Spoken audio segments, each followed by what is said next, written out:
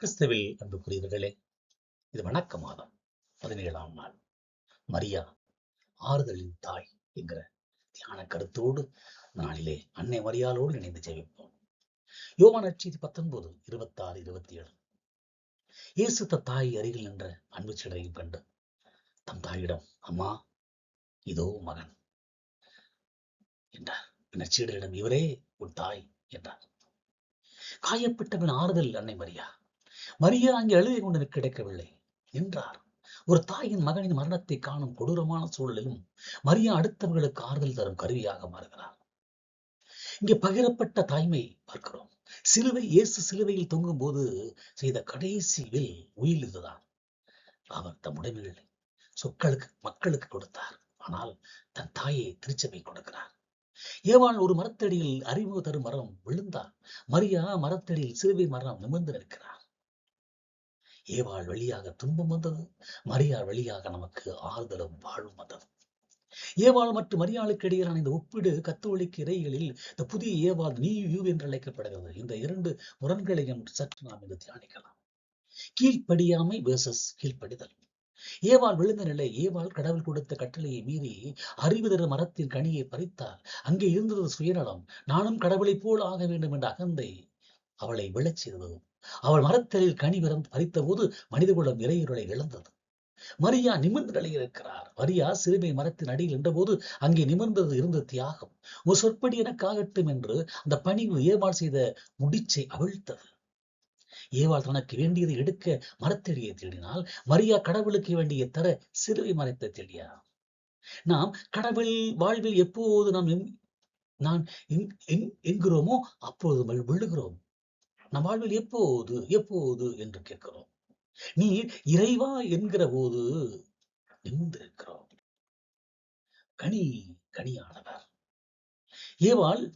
ஏவாள் உண்ட கனி சாவி கொண்டு வந்தது. அதை பார்ப்பதற்கு அழகா இருந்தது. ஆனால் அதன் முடிவு இருள்.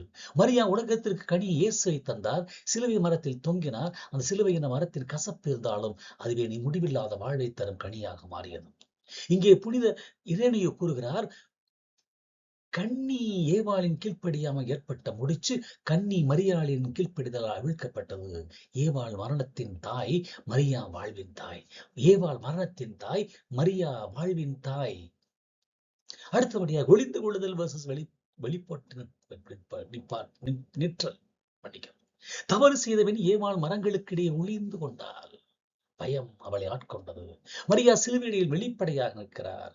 அவரை உலக பழித்தாலும் தன் மகன் குற்றவாளியாக கருதப்பட்டாலும் அவர் பயந்து ஓடவில்லை. நாம் தவறு செய்தால் ஏவாளை போல ஒரு ஆள் அட்ரஸ் இல்லாமல் மறந்து விடுகிறோம். ஆனா மரியா நம்ம கற்றுத்தருவது, தவறு செய்த போது எதற்கு அஞ்சாமல் சிலுவைக்கு முன் நிமிர்ந்தனள் என்பதுதான். துன்பத்தின் வாயில் versus ஆறுதலின் வாயில் என்று சொல்லலாம்.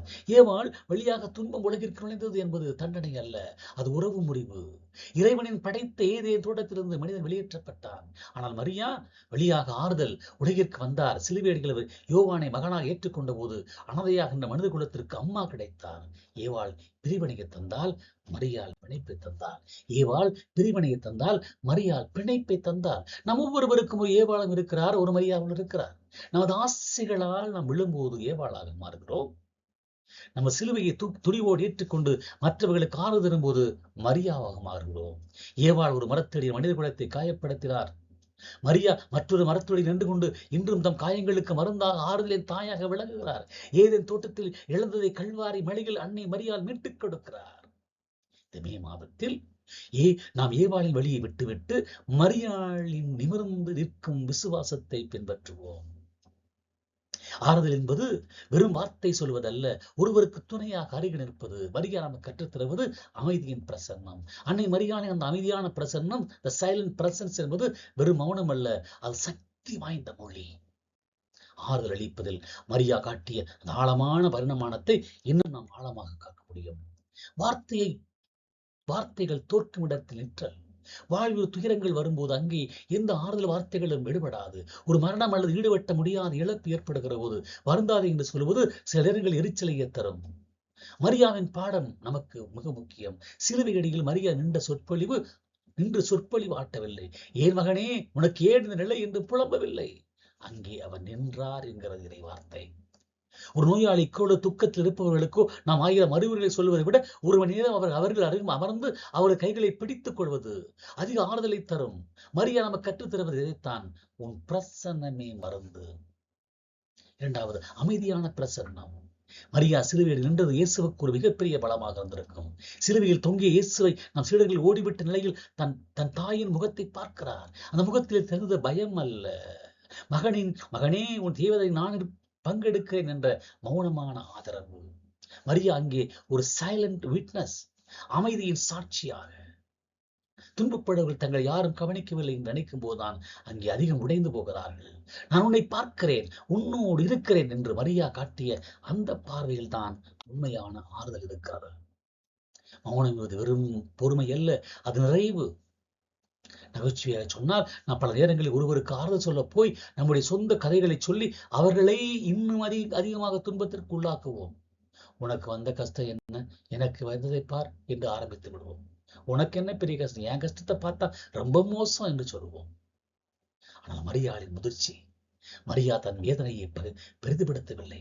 மௌனம் என்பது இதையும் சொல்ல தெரியாமல் இருப்பது அல்ல, சொல்ல வேண்டிய அனைத்தையும் இதயத்திற்குள் இறைவனோடு உரையாடுவது. மரியா ஒரு குழி ஆடி என்று சொல்லலாம். அவர் இறைவன் அருளை தன்னுள் வாங்கி அதை அப்படியே இயேசுவின் மீதும் திருச்சியின் மீதும் பிரதிபலித்தார். அடுத்து தாய்மை, அருகாமையினுடைய அடையாளம். யோவான் நற்செய்தி 19:27 அந்நேரம் முதல் அந்த சீடர் அவரை தன் வீட்டில் ஏற்றுக்கொண்டார் என்று வாசிக்கிறோம்.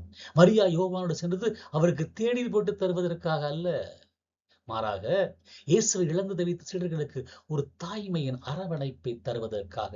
இந்த மதர்லி வார்ம்த், நிறைய பேர் இந்த மதர்லி வார்ம்த் இல்லாமல் இருக்கிறார்கள். மரியா ஒரு நடமாடும் ஆலயம். அவர் எங்கே இருக்கிறாரோ அங்கே அமைதி இருக்கும், அவர் எங்கே நிற்கிறாரோ அங்கே ஆறுதல் இருக்கும். மே மாதம் 17ஆம் நாள் இன்று நாம் கற்றுக்கொள்ள வேண்டிய பாடம் என்ன? இதுதான், ஆறுதல் என்பது உதடுகளிலிருந்து வருவதல்ல, அது இதயத்தின் அருகாமையிலிருந்து வருவது. உங்கள் நண்பரோ உறவினரோ துன்பத்தில் இருக்கும்போது அவர்களுக்கு நீண்ட வாட்ஸ்அப் செய்திகளை அனுப்புவதை விட உங்கள் அருகில் சிறிது நேரம் அமைதியாக வந்திருங்கள்.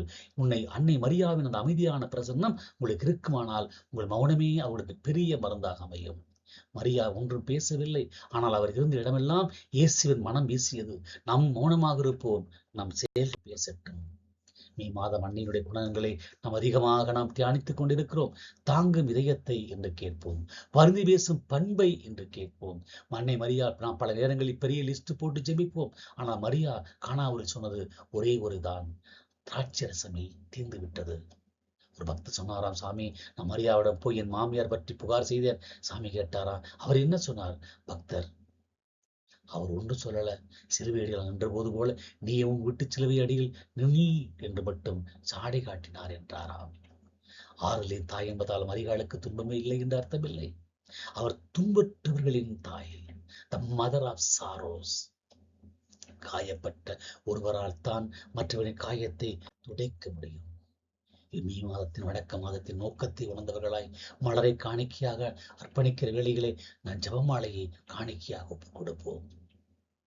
ஜபமாலை ஜெபிப்பது ஒரு விரைவார்த்தை, பைபிள் வாசிப்பதை போல.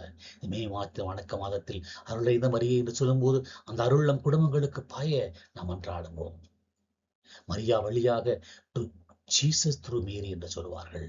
இது குறுக்கு வழி இல்லை, இது ஒரு நேர்த்தியான நீரிய வழி. இறுதியாக மாணவர்களே, மே மாதம் 14ஆம் நாள் இன்று ஆறுதலின் தாயிடம் நம் கவலைகளை ஒப்படைப்போம். சிலுவை அடியில் நின்ற மரியா நம் வாழ்வில் சிலுவையை சுமக்கும் போதும் நம்மோடு நிற்கிறார். ஒருமுறை விண்ணகத்தில் பேதுரு வாசல் நின்று கொண்டிருந்தாராம். சில பாவிகள் திருட்டுத்தனமாக ஜன்னல் வழியாக உள்ளே வருவதை பார்த்துவிட்டு இயேசுவிடம் ஓடினாராம். இயேசு சிரித்துக் கொண்டே சொன்னாராம், பேதுரு, நான் கதவை திறக்கவில்லை என்றால் என் அம்மா ஜன்னலை திறந்து விடுகிறார், நான் என்ன செய்யட்டும் என்றாராம். இதுதான் ஜெபமாலையின் மகிமை. அன்னையின் அந்த பரிந்துரை என்றென்றும் நமக்காக இருக்கட்டும். அன்னை மரியாள் வழியாக அருளை பெறுவோம். அருள் நிறைந்த மரியே வாழ்க.